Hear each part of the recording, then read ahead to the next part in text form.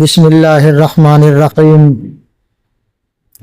ان الحمد للہ نحمده ونستعینه ونستغفره ونؤمن به ونتوکل علیہ ونعوذ باللہ من شرور انفسنا ومن سیئات اعمالنا من يهده الله فلا مضل له ومن يضلل فلا هادي له وأشهد أن لا إله إلا الله وأشهد أن محمدا عبده ورسوله أما بعد فإن خير الحديث كتاب الله وخير الهدي هدي محمد صلى الله عليه وسلم وشر الأمور محدثاتها وكل محدثة بدعة وكل بدعة ضلالة وكل ضلالة في النار فأعوذ بالله السميع العليم من الشيطان الرجيم بسم الله الرحمن الرحيم يا أيها الذين آمنوا اتقوا الله حق تقاته ولا تموتن إلا وأنتم مسلمون يا أيها الناس اتقوا ربكم الذي خلقكم من نفس واحدة وخلق منها زوجها وبث منهما رجالا كثيرا ونساء واتقوا الله الذي تساءلون به والأرحام إن الله كان عليكم رقيبا يا أيها الذين آمنوا اتقوا الله وقولوا قولا سديدا يصلح لكم أعمالكم ويغفر لكم ذنوبكم ومن يطع الله ورسوله فقد فاز فوزا عظيما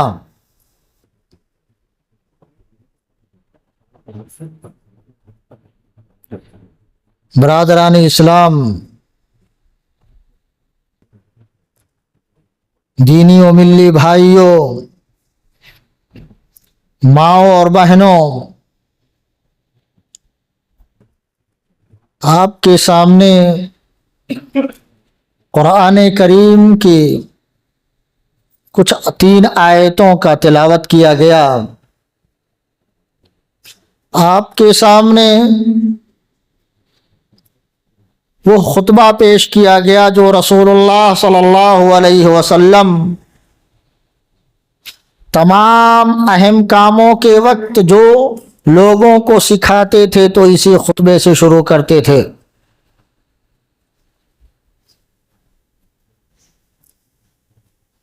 اس آیت کے آخر میں وَمَن يُطِعِ اللَّهَ وَرَسُولَهُ فَقَدْ فَازَ فَوْزًا عَظِيمًا، اللہ رب العزت نے بتایا کہ جو بھی اللہ اور اس کے رسول کی اطاعت کرے گا اس کو عظیم کامیابی ملے گی، اور شرط کے ساتھ ذکر کیا کہ ہم میں سے جو بھی اللہ اور اس کے رسول کی اطاعت کرے گا، اگر یہ شرط پورا کیا تو اللہ رب العزت اپنا وعدہ پورا کرے گا۔ فقط فاز فوزا عظیما، سمجھ لو وہ کامیاب ہو گیا۔ حالانکہ یہ مستقبل کی بات ہے، ہمارا عمل تو اس وقت ہوگا، کامیابی مستقبل میں ہے، لیکن اللہ رب العزت نے بتایا کہ وہ کامیاب ہو گیا۔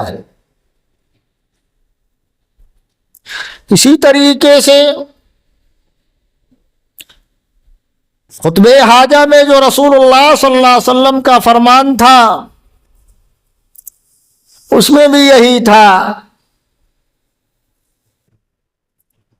جس میں سنت کی اتباع اور بدعت سے روکا گیا تھا۔ ہم آپ کو آج صرف رسول اور اس کی اہمیت کو بتانا چاہتا ہوں۔ سنت اور بدعت پر تو دوسرے لوگ آئیں گے اور بتائیں گے، اور بتایا کرتے ہیں۔ پازیٹیو چیز یہ رسول وَمَن يُطِعِ اللَّهَ وَرَسُولَهُ، قرآن کریم جو وہ 2 آیتیں جو رسول اللہ صلی اللہ علیہ وسلم کو معراج کی رات میں دی گئی تھیں، جس کو رسول صلی اللہ علیہ وسلم فجر کے دونوں نمازوں میں بھی پڑھا کرتے تھے، رکعت فجر کے جو 2 سنتیں ہیں، جس کے بارے میں اللہ اور اس کے رسول نے فرمایا کہ جنت کے خزانوں میں سے خزانہ ایک، آمن الرسول بما انزل الیہ من ربہ والمؤمنون کل آمن باللہ وملائکتہ وکتبہ ورسلہ والیوم الآخر۔ اس میں 5 چیزوں کا ذکر کیا۔ ایسے ہی اور بھی قرآن کریم کی آیتوں میں یہاں اللہ رب العزت نے بتایا رسول ایمان لائے، معمولی نہیں، رسول ایمان لایا محمد صلی اللہ علیہ وسلم، اور تمام مومن کی طرف سے نیابت کرتے ہوئے اللہ نے فرمایا ہے مومن کی طرف سے، والمؤمنون کل آمن باللہ، سب کے سب اللہ پر، اس کے رسولوں پر، اس کے کتابوں پر، اس کے فرشتوں پر، آخرت کے دن پر ایمان لاتے ہیں۔ اللہ رب العزت نے بتایا رسول ایمان لاتے ہیں اور تمام مومن ایمان لاتے ہیں۔ اللہ نے مومن کی گارنٹی دی ہے، مسلمان کی گارنٹی نہیں دیا ہے۔ دوسری آیت میں فرمایا لیس البر ان تولوا وجوہکم قبل المشرق والمغرب، مشرق و مغرب، شمال و جنوب جدھر بھی لوگوں کا ہے، کعبہ تو بیچ میں ہے، لہذا ہم اپنے حساب سے نہ سوچیں کہ مشرق کی طرف رخ کرنا، کعبہ بیچ میں ہے، کدھر سے بھی لوگ خانہ کعبہ کی طرف رخ کر کے اللہ کی عبادت کرتے ہیں، کہ حقیقت میں یہ نیکی نہیں ہے۔ لیکن نیکی کیا ہے؟ وَلَكِنَّ الْبِرَّ مَنْ آمَنَ بِاللَّهِ، اور اس کے بعد یہ 5 چیزوں کا دوبارہ ذکر کیا، اللہ پر، رسولوں پر، کتابوں پر، فرشتوں پر، آخرت کے دن پر ایمان لاتے ہیں، یہ بھلائی ہے۔ اس کا مطلب یہ نہیں ہے کہ نماز پڑھنے والا ثواب نہیں پائے گا، اس کا مطلب یہ ہے کہ نماز بغیر ایمان کے قبول نہیں ہوگی۔ دوسرا مطلب یہ ہے کہ جس کے پاس ایمان ہے نماز پڑھنا اس کے لیے آسان ہے۔ جو نماز جس کے لیے آسان نہ لگے، بوجھ اور مشکل ہو، سمجھ لیجئے اس کے ایمان میں کمی ہے۔ نماز میں کمی نہیں ہے، نماز اسی لیے اس میں کوتاہی ہے کیونکہ ایمان نہیں ہے۔ اسی لیے آپ اور ہم دیکھیں گے رسول اللہ صلی اللہ علیہ وسلم کی زندگی نبوت کے بعد 23 سال تھی، 13 سال تک صرف ایمان کی دعوت دیتے رہ گئے۔ رسول اللہ صلی اللہ علیہ وسلم کی زبانی عرش والے نے ہمیں اطلاع دیا تمام نبیوں کے بارے میں، تو کیا اطلاع دیا؟ وَلَقَدْ بَعَثْنَا فِي كُلِّ أُمَّةٍ رَسُولًا أَنِ اعْبُدُوا اللَّهَ وَاجْتَنِبُوا الطَّاغُوتَ، لا الہ الا اللہ، ایمان کی خبر دیا کہ تمام انبیاء نے ایمان کی دعوت دی ہے۔ ایمان اگر آ گیا تو اسلام اور ظاہری اعمال خود ہی آ جائیں گے۔ اس میں ایک چیز رسولوں پر ایمان ہے، بہت ہی اہم چیز ہے۔ یہ رسول ہے کون؟ رسول پر ایمان لانے کا مطلب کیا ہے؟ رسول ایک معمولی لفظ نہیں، لیکن دیکھنے میں تو معمولی ہے۔ ہم آسانی سے سمجھ سکتے ہیں لیکن اس کو اٹھانا بہت مشکل ہے۔ آسانی سے سمجھنے کا مطلب رسول اس کو کہتے ہیں جو کوئی پیغام ایک جگہ سے لے اور دوسرے جگہ پہنچا دے، یہ اس کا کام ہے۔ اگر اس میں اس کا بھی پیغام ہے تو وہ بھی اپنائے اور دوسروں تک پہنچا دے، لیکن اگر اس کا کوئی پیغام نہیں تو دوسروں تک پہنچا دے۔ یہ عرب کے لوگ رسول کا معنی سمجھتے تھے، لیکن جب اسلام آیا تو اس کا مفہوم ایک خاص ہو گیا۔ وہ انسان بشرطے کی مذکر ہو مؤنث نہ ہو، اللہ کا پیغام لے، خود عمل کرے اور اپنے گفتار اور اپنے کردار سے وہ دوسروں تک پہنچا دے۔ عمل کروانے کی ذمہ داری نہیں ہے۔ اللہ سے پیغام لے، چاہے وہ ڈائریکٹ لے یا انڈائریکٹ جبرائیل امین کے ذریعے سے لے، المہم و پیغام اللہ کا ہونا چاہیے۔ رسول کبھی ڈائریکٹ پیغام لیتے ہیں، آپ دیکھتے ہیں کہ یہ پانچوں نماز یہ جبرائیل امین سکھایا ہے، پانچوں نماز کا حکم لے کر کے جبرائیل امین نہیں آئے ہیں۔ المہم اللہ کا پیغام لے اور خود عمل کرے اور دوسروں تک پہنچا دے، یہ ہوا رسول۔ لیکن اس کی اہمیت کیا ہے؟ یہ تو معمولی تعریف ہو گئی۔ اس کی اہمیت ہم اور آپ اس اندازے سے لگا سکتے ہیں، جب اللہ رب العزت نے فرمایا وَمَا أَرْسَلْنَا مِن رَسُولٍ إِلَّا لِيُطَاعَ بِإِذْنِ اللَّهِ،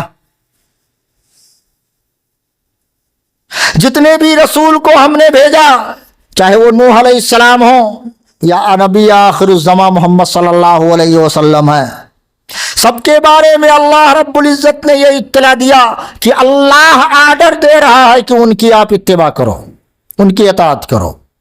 جن کی اطاعت، جن کے قول کو ماننے کا آرڈر، جن کے فعل کو اپنانے کا آرڈر عرش والا دے، اب آپ سمجھ لیجئے کہ اس آدمی کی کیا اہمیت ہوگی کہ زبان سے بولے، جسم سے کر کے دکھائے۔ اب آپ کو اور ہمیں اس کو اپنانا ہی پڑے گا، چاہے ہمیں اچھا لگے یا برا لگے۔ یہ رسول کی اہمیت ہے۔ اور اسی لیے جب کفار مکہ نے کہا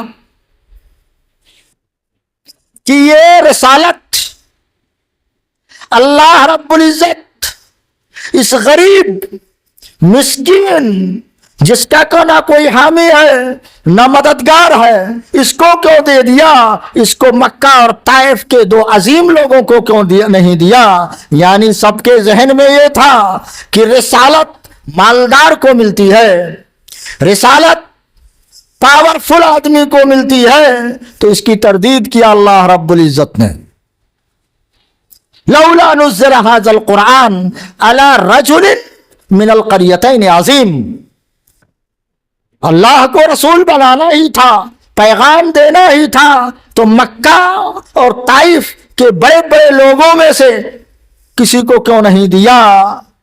یہ محمد کو دیا جو نہ مالدار ہے، پیسے میں بھی بڑا میں نہیں ہے اور پاور میں بھی بڑا نہیں ہے، کوئی حامی اور مددگار بھی نہیں ہے۔ تو اللہ رب العزت نے تردید کی، اللہ اعلم حیث یجعل رسالتہ، اللہ کو خوب پتا ہے کہ کس کو رسالت دینی۔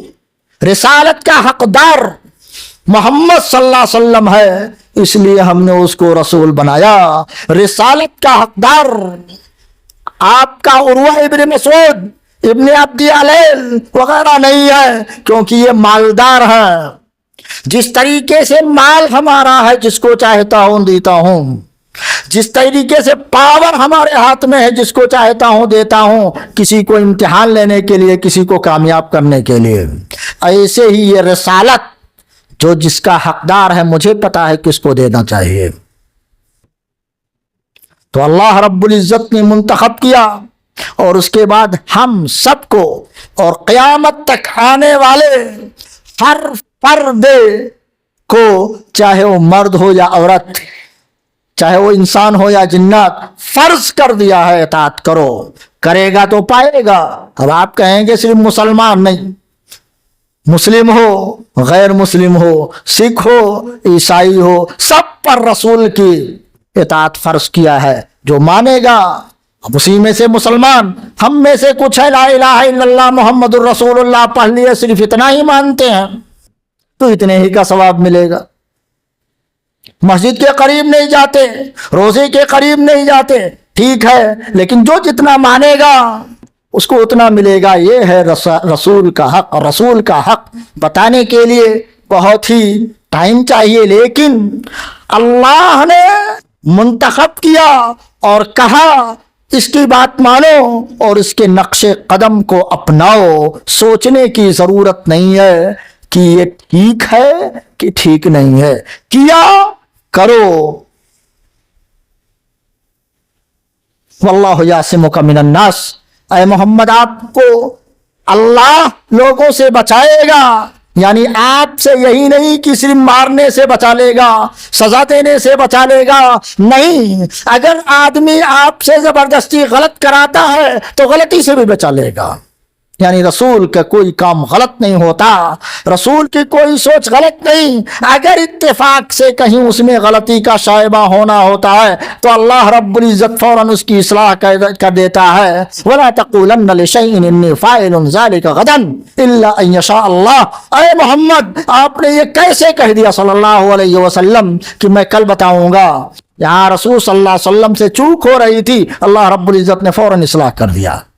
حالانکہ رسول سے چوک نہیں تھے، وہ ہمیں سکھانا تھا کہ ان پوری دنیا میں، لیکن مان لو غیر مسلم کہے گا کہ یہ تو آپ کے رسول کو، جی ہاں، رسول کی اطاعت اسی لیے فرض ہے کہ وہ غلطی نہیں کرے گا، غلطی ہونا ہوگا تو رب کائنات روک دے گا فوراً۔ اس کا مطلب کیا ہے؟ ہم ہوں، آپ ہوں، یہ ہوں، جو نہیں ہیں گھر پر ہیں، سڑکوں پر ہیں، جو لا الہ الا اللہ نہیں پڑھتے ہیں، سب پر رسول صلی اللہ علیہ وسلم کی اطاعت کو فرض قرار دیا ہے۔ رسول صلی اللہ علیہ وسلم کی اہمیت کو جس دن ہم جان جائیں گے، بقیہ یہ سنت بدعات کے پیچھے جو ہم پڑھ رہے ہیں سب کچھ ختم ہو جائے گا۔ رسول کی محبت کو لائیے، ختم ہو جائے گا۔ جب حضرت عمر آئے اور کہا، یاد ہوگا وہ واقعہ کہ ہماری جان سے زیادہ محبوب نہیں اور ساری چیزیں آپ کے لیے لٹا دوں گا، کہا اے عمر ابھی تم ایمان نہیں لائے ہو، یعنی میری جان بھی چلے جانا ہو، جان کو دینا نہیں ہے فالتو میں، لیکن اتفاق سے اگر رسول کے دفاع میں، رسول کے قول و فعل کی دفاع میں جان کا بھی خطرہ ہو تب بھی ہم دینے کے لیے تیار ہیں۔ اس کا مطلب یہ نہیں ہے کہ ہم فالتو میں، جان بہت قیمتی ہوتا ہے، جان کی حفاظت کے لیے، مال کی حفاظت کے لیے، عزت و آبرو کی حفاظت کے لیے ہی تو رسول آئے، اور رسول یہ کیسے کہیں گے کہ ہمارے لیے جان دے دو؟ لیکن اگر ضرورت پڑ ہی جاتی ہے رسول کی دفاع میں، رسول کی حمایت میں، تو وہ بھی قربان ہے۔ یہ ہے رسول کی اہمیت۔ ہم اپنے چارے چیز کو، دکان کو، مکان کو، ٹائم کو، نیند کو، کام کو، ساری چیزوں کو رسول کے سامنے ہم دے دیں گے۔ یہ ہے رسول سے محبت کا مطلب۔ اب آئیے تھوڑی سی چیز، یہ ہمارے سامنے یہ مہینہ جو آ رہا ہے، جو آ چکا ہے، جس کی اہمیت ہمارے یہاں مہینے نہیں، ان مہینوں کی اہمیت ہمارے یہاں کچھ بھی نہیں ہے۔ ہر بچے سے پوچھیں گے آج کتنی تاریخ ہے تو کہے گا 31 جنوری۔ کہیں گے بھائی جو تاریخ رسول نے سکھایا تھا وہ بتاؤ، تو اس کو نہیں پتہ رہے گا۔ اعتراض کیا آئے گا، عذر کیا پیش کیا جائے گا؟ دنیا میں سارے کام ہمارے عیسوی کیلنڈر سے ہوتے ہیں، اس لیے مولانا یاد نہیں۔ حقیقت یہ ہے یہ ہماری کمی ہے، آپ کی کمی ہے، مسلمانوں کی کمی ہے۔ جس کا غلبہ رہتا ہے اس کی ساری چیزیں مارکیٹ میں رہتی ہیں، اور جس کا غلبہ نہیں رہتا وہ مارکیٹ سے غائب ہو جاتی ہیں۔ لہذا ہماری کمی تھی کہ ہم نے اس تاریخ کو غائب کر دیا۔ ٹھیک ہے غائب ہو گیا، پوری دنیا میں رائج ہے، آج 31 جنوری ہے، لیکن 1 شعبان ہے کہ نہیں یہ بھی جاننا، یہ تو ہم جان سکتے ہیں نا۔ ہم دوسرے کو منوا نہیں سکتے کہ آج 1 شعبان ہے، لیکن ہم اپنے آپ کو تو بتا سکتے ہیں 1 شعبان ہے۔ ہم اپنے بچوں کو تو بتا سکتے ہیں آج 1 شعبان ہے، ہاں 31 جنوری بھی جانو۔ جاننے میں کوئی حرج نہیں ہے، اس کی ضرورت ہے، لیکن ہمیں اللہ رب العزت سے پوچھا گیا، یسألونک عن الاہلہ، لوگ آپ سے چاند کے بارے میں پوچھتے ہیں، پتلا کیوں ہوتا ہے، موٹا کیوں ہوتا ہے، بڑا کیوں ہوتا ہے، آج چھوٹا ہوا کل بڑا ہو جائے گا، 10 دن بعد 14 دن بعد بالکل مکمل ہو جائے گا۔ اس کے بارے میں اللہ رب العزت نے اس کا جواب نہیں دیا۔ اس سے آپ کو کیا واسطہ ہے؟ کیونکہ باریک ہے آپ موٹا نہیں کر سکتے، موٹا ہے باریک نہیں کر، یہ اللہ کا نظام ہے۔ ہاں آپ اس پر ریسرچ کرتے رہنا تو ایسا ہے، لیکن جو آپ کے لائق جو ہے وہ سنو، قل ہی مواقیت للناس، یہ لوگوں کے تاریخ جاننے کے لیے کیا گیا ہے۔ اور تمام آپ دیکھیں عید، ہم لوگ کہیں گے آج عید ہے، پوچھو کہ عربی کی تاریخ کون ہے تو وہی نہیں کہہ پائے گا 1 شوال ہے، کہے گا آج عید الاضحیٰ ہے۔ اگر آپ آدھے اکثر لوگ 10 ذی الحجہ ہے یہ نہیں کہیں گے، عید الاضحیٰ ہے بس۔ تو ہمیں اس تاریخ کو جاننے کی بھی ضرورت ہے، کیونکہ آسمان و زمین کی تخلیق سے کے ساتھ ہی اللہ رب العزت نے ان مہینوں کو پیدا کیا ہے۔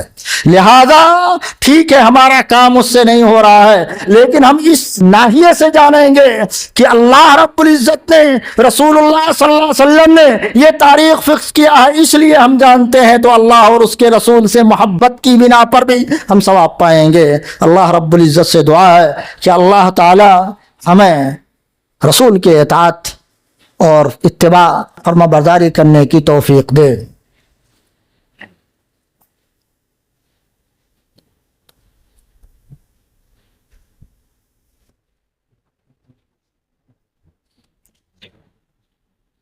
الحمدللہ والصلاة والسلام علی رسول اللہ وعلی آلہ وصحبہ ومن والہ، اما بعد۔ بھائیوں اور بہنوں، دوستوں اور ساتھیوں، ہمارے دل میں جب رسول کی اہمیت بیٹھ جائے گی تو ہم ڈھونڈیں گے کہ رسول نے کیا کیا ہے اور کیا کہا ہے۔ یعنی جو رسول نے کیا ہے وہی ہم کرنا شروع کریں گے یا کرنے کی کوشش کریں گے، جو رسول نے کہا ہے وہی ہم کریں گے اور وہی ہم کرنے کی کوشش کریں گے۔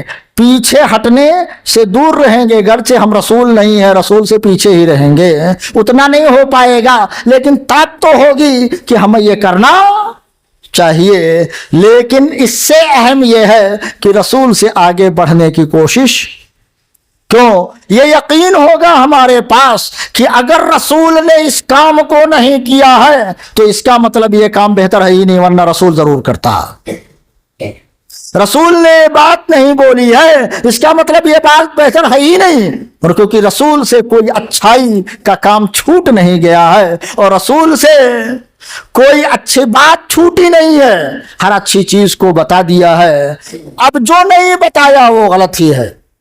نماز پڑھنا بہت اچھی چیز ہے، روزہ رکھنا بہت اچھی چیز ہے، حج کرنا بہت اچھی چیز ہے، ایمان کے بہت سارے شاخیں ہیں، اسلام کی بہت سارے شاخیں ہیں، بالکل صحیح ہے، لیکن یہ نماز عبادت ہے۔